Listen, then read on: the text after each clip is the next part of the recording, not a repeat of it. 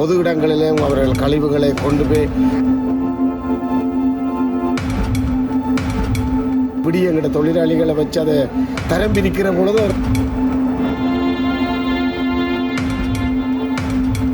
இந்த சின்ன கடையை சுற்றி நீங்கள் பார்ப்பீர்களா இருந்தால் கழிவுகளை கொண்டு கொட்டுவதும்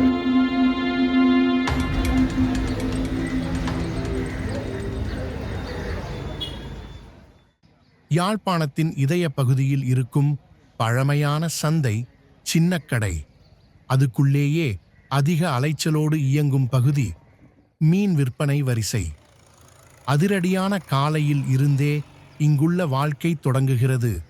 புது மீன் குவியல்களோடு வியாபாரிகள் தங்கள் இடங்களை அமைத்துக் கொள்கிறார்கள். வாடிக்கையாளர்கள் கூட்டமாக வந்து விலை பேசி தேர்வு செய்து தங்கள் தினசரி உணவுக்கான மீன்களை வாங்கிச் செல்கின்றனர். நெத்திலி, சுறா, கெரை, பனங்கெண்டி, நண்டு, தட்டி கடலில் கிடைக்கும் பல வகை மீன்கள் இங்கே குவிந்து நிற்கின்றன. அது காரணமாகவே இப்பகுதி எப்போதும் ஓசையுடனும் நெரிசலுடனும் இருக்கும். இது சாதாரண சந்தை இல்லை. யாழின் மக்களின் வாழ்விலும் உணவு பழக்கத்திலும் பெரிய பங்குடைய ஒரு இடம். இங்கிருக்கும் மிகப்பெரிய சிக்கல் சுத்தமின்மை. சில வியாபாரிகள் தங்களுக்குரிய குப்பைகளை சரியான இடத்தில் போடாமல் இங்கும் அங்கும் வீசுகின்றனர். அதைவிட கவலையளிப்பது, வெளியில் இருந்து வருமர்கள் கூட தங்கள் வீட்டு குப்பைகளை சந்தைக்குள்ளே கொண்டு வந்து தூக்கி எறிவதுதான். அதிலும் காய்கறி கழிவுகள், மீன் கழிவுகள், பிளாஸ்டிக் பொருட்கள் எல்லாம் ஒன்றாக கலக்கப்பட்டு ஒரே இடத்தில் போட்டுவிடப்படுகின்றன. குப்பையை வகை பிரித்து போடும் பழக்கம் பெரும்பாலோரிடமும் இல்லை. இதை சுத்தப்படுத்த வேண்டிய பணியாளர்கள் மிகுந்த சிரமத்துக்குள் வேலை செய்கிறார்கள். அவர்கள் எத்தனை முறை சுத்தம் செய்தாலும் சில மணி நேரங்களில் மீண்டும் அதே நிலை உருவாகிவிடுகிறது. இது ஒரு சந்தையின் பிரச்சனை மட்டுமல்ல, இது நம்ம மக்கள் நடத்தை குறித்த பிரச்சினை. சுத்தமாக வைத்திருப்பது அரசு மட்டுமே செய்ய வேண்டிய வேலையல்ல, நம்மில் ஒவ்வொருவரின் பொறுப்பாகும். சின்னக்கடை சந்தை மாற வேண்டுமெனில் வியாபாரிகளும் வாங்க வரும்வர்களும் பொதுமக்களும் யாருமே குப்பையை எங்கே வேண்டுமானாலும் போடக்கூடாது. குப்பையை தனித்தனியாக பிரித்து போடுவது பெரிய காரியம் அல்ல. ஆனால் அதனால் சந்தை முழுவதும் மாறிவிடும். நம்ம யாழ் அழகாக இருக்கணும்னா நம்ம எண்ணமும் பழக்கமும் மாற வேண்டும். சின்னக்கடை சந்தை சுத்தமாகும் நாள் நம்ம இணைந்த முயற்சியில்தான் இருக்கிறது.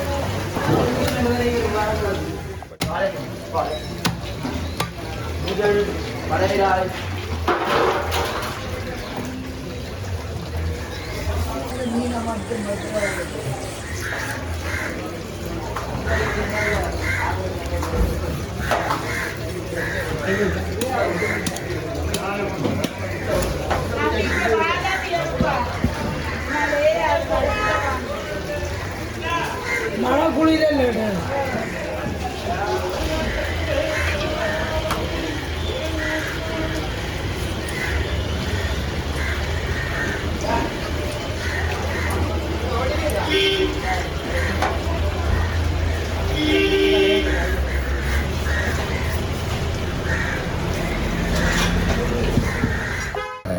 ஜனாதிபதியில் சொல்லப்பட்டது சுத்திகரிப்பு ஸ்ரீலங்காங்கிற அந்த தலைப்பில் வச்சு தான் நான் அந்த செய்தியை உங்களுக்கு தர விரும்புகிறேன். என்ன எல்லா பொதுமக்களும் பார்க்க வேணும். முக்கியமாக யாழ் மாநகர சேவையால் நடத்தப்படுகிற இந்த சுகாதார சம்பந்தமான விடயங்களை தெளிவாகவே அதை செயல்படுகிறார்கள். பொதுமக்களும் அதுக்கு ஒத்துழைப்புகளை வழங்க வேண்டும் என்று சொல்லியும் இனி நாட்டில் சரியாக சுத்திகரிப்பு செய்வதற்கு எங்களுடைய யாழ் மாநகர சபையில் ஆட்கள் போதாமல் இருப்பதனால் அவர்களை வச்சு செயல்பட குறைவாக இருக்கிறதுனால அவருடைய வேலைகளை செய்ய முடியலாமல் ஒரு காரணம் இருக்கிறதுனாலும் இன்னும் பொதுமக்கள் இந்த சுத்திகரிப்பை செயல்பட வேண்டும். சரியாக என்ன இந்த தரம் பிரிக்கிறதெல்லாம் அவர்கள் தரம் பிரித்து எங்களுக்கு தரப்பட வேண்டும். எங்களோட வாகனங்கள் டிராக்டர்கள் ஒழுங்காக செயல்பட வேண்டும். வேறு வாகனங்கள் வீதியில் இருக்கிற பொழுது ஜனங்கள் தூக்கி எறிந்து கொண்டே இருக்கிறார்கள். எரிஞ்சு கொண்டு இருக்கிறபடினால எங்களோட தொழிலாளியும் சிரமப்பட வேண்டிய ஒரு சூழ்நிலை இருக்கிறது.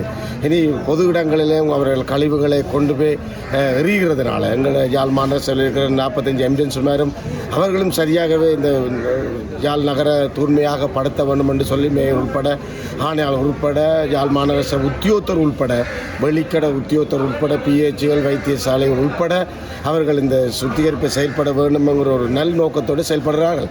எனவே இன்னும் தொடர்ந்து அதை செயல்பட்டால் நாடு தூய்மையாக இருக்கக்கூடும், நாடு துப்புரவாக இருக்கக்கூடும். அவைய வீடுகளிலே துப்புரவை செய்து போட்டு அதில் கொண்டு எங்களோட தரம் பிரிக்கும் இடங்களில் தந்தால் அது ஒரு துப்புரவாகவே செயல்படக்கூடும். இந்த சின்ன கடையை சுற்றி நீங்கள் பார்ப்பீர்களா இருந்தால் பொதுமக்கள் கொண்டு எறிவதும் கழிவுகளை கொண்டு கொட்டுவதும் இரவு வேளையில் அந்த நடக்கிறதுனால விடிய எங்கிட்ட தொழிலாளிகளை வச்சு அதை தரம் பிரிக்கிற பொழுது ஒரு அசிங்கமான ஒரு செயல்பாடாக இருக்கிறது. சின்ன கடை மாத்திரமில்லை, டவுனை சுற்றியும் அப்படி நடக்கிறது, ஒரு கிராமங்களையும் அப்படி ஏரியாவிலையும் நடக்கிறது. எங்கள்ட 12 இடங்களிலும் ஒவ்வொரு இடங்களிலும் நாங்கள் இது வைத்திருக்கிறோம், இது தரம் பிரித்து போடுவதற்கு. அப்போ இந்த பொதுமக்கள் அதை போடலாம். இது எல்லாரும் ஊடாகவே அறிமுகப்படுத்தப்பட்டுள்ளது. சுத்திகரிப்பு வேலைங்கிறது இன்றைக்கு மாத்திரமில்லை, அது வரலாற்றிலே இருக்கிறது. சுத்திகரிக்க வேண்டும் என்று சொல்லி டவுனை போய் பார்க்குறோம், நூல் நிலையத்தை பார்க்கின்றோம், சில இடங்களில் நாங்கள் பார்க்கின்றோம். இந்த குறுநர் பகுதியிலெல்லாம் உண்மையில் டிராக்டரை விட்டு நாங்கள் செய்து கொண்டு வந்தாலும் அது அந்த பொது இடங்களிலே அப்படி இருக்கிறது. நான் ஏரியாவை குறிப்பிட்டு காட்டவில்லை, ஒவ்வொரு இடங்களிலும் இருக்கிறது. எங்களோட தொழிலாளிகளும் அதுக்காக பிரியாசப்படுகிறார்கள், வேலை செய்கிறார்கள். அந்த வேலையை செய்து கொண்டு இருக்கிற பொழுதும் அவர்கள் வேலை முடிந்து எறிந்து கொண்டு இருக்கிறார்கள். அப்போ திருப்பி அவங்களால அதை செயல்படுத்த முடியாது. அப்போ சுத்திகரிப்பு வேலைங்கிறது தங்களை அர்ப்பணித்து செய்ய வேண்டிய ஒரு வேலை. பாருங்கள், இன்றைக்கு பெரிய பெரிய ஆட்கள் எல்லாம் தங்க குப்பியை வச்சுக்கொண்டே திருப்பி பிரிக்கையில் அது என்ன மணக்குது. ஆனால் எங்களோட தொழிலாளி அதை பிரிக்கிறதுக்கு மிகவும் கஷ்டப்படுறாங்க. அவங்க அதை அர்ப்பணித்து செய்கிறாங்க, முழுவதும் அதை திருப்பி எடுக்கிறாங்க. திருப்பி அதை தரம் பிரித்து அது மனமாக இருக்கிறது. அப்போ அவங்களுக்கு என்ன வருத்தங்கள் வியாதிகள் பின்னுக்கு அவங்க பெஞ்சன் எடுக்கிறாங்களோ, பெஞ்சன் எடுத்துக்கொண்டு போகிறாங்களோ, இடையில் மறித்து போகிறாங்களோ, இல்லாட்டி பெஞ்சனை போன அடுத்த நாளே மறித்து இருக்கிறாங்க. எங்களை தொழிலாளி 190% பிரச்சனைகள் இருக்குது தொழிலாளிகளுக்கு. அப்போ அந்த மக்கள் அந்தந்த இடத்துல தரம் பிரித்து அந்தந்த இடத்துல அதில் சைக்கிள் பண்ணி எங்களுக்கு தந்தால் அது ஒரு சுகமாக இருக்கக்கூடும், நாடு சுத்தமாக இருக்கக்கூடும்ங்கிற அளவுக்கு கேனு கீழே மறிஞ்சு இருக்கிறாங்க. இந்த இண்டியை ஃபுல்லாக பார்த்தீங்கன்னா கேனை சுற்றி பார்ப்பீங்கன்னா சின்ன கடை கேன் முழுக்க குப்பை, சொப்பு மேக்கா. ஆனால் சின்ன கடைக்கு இருக்கிறவர்கள் அல்ல, இல்லாட்டி தொழிலாளி கொண்டு போட்டவர்கள் அல்ல, வெளியிலிருந்து அந்த குப்பை வந்து கொண்டிருக்கிறது. சிசிடிவி கேமராவில் எடுத்து போலீஸ் ரிப்போர்ட்டை கொடுத்தும் ஆனால் அந்த சனம் அப்படி தான் செய்து கொண்டிருக்கிறது. இந்த பாருங்க மூட்டையாக கிடக்குது வெளியில். அப்போ அதுகளுக்கு இடங்கள் இல்லாமலும் குப்பையை வைக்கலாது, பணத்தை வச்சாலும் குப்பை வைக்கலாது உள்ளுக்கு. அப்போ ஜனாதிபதி நோக்கம் தூய்மையாகணும், என்ன ஸ்ரீலங்கா கிளீனிங் என்கிற ஒரு வேலை திட்டம் எல்லாருமே செயல்பட வேணும், வீட்டிலையும் செயல்பட வேணும், அது ஆஃபீஸில் செயல்பட வேணும். அப்போ அப்படி ஒரு திட்டத்தில் இருக்கிற பொழுது எல்லாருமே அதை இல்லை அப்படி இல்லைன்னு சொல்லி மறுத்தும் திருப்பி இப்போ பேக்கில் கட்டி கொண்டு எரிஞ்சிங்கன்னா எங்கிட்ட இடம் தான் பழுதாப்போம். அடுத்தவண்ட வாசலில் கொண்டு எறியணும், அடுத்தவண்ட முத்தத்தில் கொண்டு எறியணும், அடுத்தவண்ட தெருவண்டு எறியணும். ஆனால் அது ஆற்ற வாசல்னு நினைக்கிறேன். எல்லோரும் கொண்டு எரிஞ்சிட்டு போகலாம், நானும் எரிஞ்சிட்டு போவேன். ஆனால் அதை சுத்திகரிப்பு செய்கிறது எங்கிட்ட தொழிலாளிகள் தான். அப்போ ஒரு நடமாடும் சிவ மாதிரி அந்தந்த கிராமங்களை விட்டு அந்தந்த இடங்களை சுத்திகரிப்பு செய்து கொண்டு வந்தால் இடங்கள் துப்புரவாக இருக்கும். அந்த ஒரு கிராமத்தில் இப்போ ஒரு ஜிஎஸ்ல பிரிவு பார்ப்போம், அது ஜிஏ 67, அந்த 67 மக்களையும் கூப்பிட்டு ஜிஎஸ் 67க்குள்ள இருக்கிற மக்களையும் கூப்பிட்டு அவர்களுக்கு ஃபோன் பண்ணி நீங்கள் இந்த இடங்களை சுத்திகரிப்பு செய்யுங்கண்டா பொது நலமாக ஒரு செயல்படலாம். இதைத்தான் ஜனாதிபதி விரும்பினார், இதைத்தான் பொதுமக்கள் விரும்புது, இதைத்தான் அரசாங்கம் விரும்புது, இதைத்தான் நிறுவனங்களும் விரும்புது. ஆனால் நாங்கள் செய்கிறோம் இல்லை, எல்லாருமே அவிர தலையில் போட்டுட்டு போடுற மாதிரியே போகிறோம். உண்மையில் எங்களுடைய துப்புரவை தான் நாங்கள் விரும்ப முன்வர்றோம். எல்லோரும் நாங்கள் சொல்லுவாங்க, நாங்கள் சுகாதார படி செய்வமாக இருந்தால் சுத்தமாக இருந்தால் நாங்கள் சுகமாக வாழுவோம். சிரித்து வாழ வேண்டும் என்றால் நாங்கள் நோய் விட்டு ஓடிடுமென்று ஒரு பழமொழி சொல்லுவாங்க. ஆனால் உண்மையிலே நீங்கள் நாளைக்கு இன்றைக்கு வந்து இப்போ கூடி டாக்டரில் பார்த்தீங்கன்னா எடுத்துகிட்டு போக கொட்டுது, எடுத்துகிட்டு போகக்கூடாது. கழிவுகள் எக்கச்சக்கம் காண பாருங்கள், நுழம்புகள் எக்கச்சக்கமாக இருக்குது. நானும் அதில் பணி செய்கிறபடியாக அது எனக்கும் ஒரு தாக்கம், எனக்கும் ஒரு பாரம், எனக்கும் ஒரு தாகம் இருக்குது. செயல்பட வேணும், எல்லாருக்குமே தெரியும். செயல்பட்டு மக்கள் இந்த சின்ன கிடைக்கிறார்கள் ஒருத்தருமே இந்த குப்பை கொட்டுறையில் அவை உள்ளுக்கு இருக்கிற கழிவுகளை அவை எங்களுக்கு தரம் பிரித்து உள்ளுக்கு தந்தன்றிருக்கணும். சிலதுகள் அப்படி விழுகுது. ஆனால் வெளியில் இருக்கிறவர்கள் கொண்டு வந்து சந்தைக்குள்ளே வைத்து கொண்டே போகிறார்கள். அதனால் அந்த மீடியா போட்டு நான் பிடிப்போம், அது போட்டு நான் பிடிப்போம் என்றால் உங்களுக்கு தெரியும் அதால் எவ்வளோ சிக்கல்கள் பிரச்சனைகள் இருக்கும். அதனால் நான் சொல்கிறேன், இந்த சுத்திகரிப்பு வேலைங்கிறது தொழிலாளிக்கு மாத்திரம் தீர்மானம் அல்ல, அது எல்லாருமே சேர்ந்து செயல்பட வேண்டும். அப்போ தான் நாடு சுத்தமாக இருக்கும். ஒரு வீடு நாங்கள் எப்படி ஒரு குடும்பம் சுத்தமாக வைத்திருக்கிறோமோ அதே போல் நாங்கள் நகரத்தை வைத்திருக்கலாம், நாட்டையும் வைத்திருக்கலாம். அதனால தான் அவர் எவ்வளவு நிதி இந்த சுகாதாரத்துக்கு ஜனாதிபதி வரவு செலவு திட்டத்தில் ஒதுக்கி இருக்கிறார். அதனால் நான் இதை கதைக்க வேண்டும் தான் விரும்பி நான் தொடர்ந்தும் எங்களோட ஊழியருக்கு அப்படின்னா அரசு ஊழியருக்கோட சம்பளத்தை அவர் நல்லா உயர்த்தியிருக்கிறார். அதை நான் வரவேற்க வேண்டிய காரியம். எத்தனையோ ஜனாதிபதிகள் வந்து அதை செய்ய முடியாத ஒரு சூழ்நிலையாக இருந்தது. அதை சாட்டி இதை சாட்டிக்கணும். அந்த வரவு செலவு திட்டத்தில் எங்களுக்கு 2வது தடவை இந்த சம்பள உயர்வு உயர்த்தினதை நாங்கள் அதை இனிமேல் அடிமைப்பட போகிறது அல்ல, இனிமேல் அதை செயல்பட போகிறது இல்லை. ஏனென்றால் அந்த சம்பளம் எங்களுக்கு வரதெல்லாம் எங்களுக்கு போதிய அளவு காணும். நாங்கள் தீமையான காரியங்களுக்கு நாங்கள் செயல்பட போகிறது இல்லை. அப்போ அந்த சம்பளம் உயர்த்தினது ஜனாதிபதிக்கு வரவு செலவு திட்டத்தில் அதை பேசினபடினால அரசு ஊழியருக்கு மகிழ்ச்சிங்கிறது அதுக்கு மிகவும் ஒரு மகிழ்ச்சி. அடுத்த நாங்கள் ஜனவரி மாதம் அந்த சம்பளத்தை எடுப்பதற்கு அவர் உறுதிப்படுத்தி இருக்கிறார். அதனால் இப்போ வந்திருக்கிற நல்லாட்சி அரசாங்கத்துக்கு நாங்கள் நன்றி சொல்ல வேண்டும். பிள்ளைகள் சரிகள் ஒன்று இருக்கலாம், இல்லாமல் இருக்கலாம், ஆனால் சரியாக செயல்பட்டு கொண்டு போகிறேன். என்ன தேவையோ அது செயல்படுமோ செயல்பட்டு கொண்டு போகிறேன். அவர் துணிச்சலான ஒரு ஜனாதிபதி என்ன என்னால் சொல்ல முடியாது. அந்த காரியத்தில் அவர் ரெக்டாக சரியாக செயல்பட்டு கொண்டிருக்கிறார்.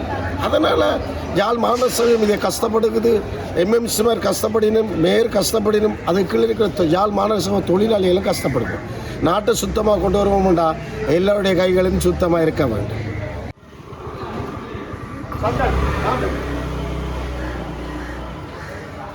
சாந்தான்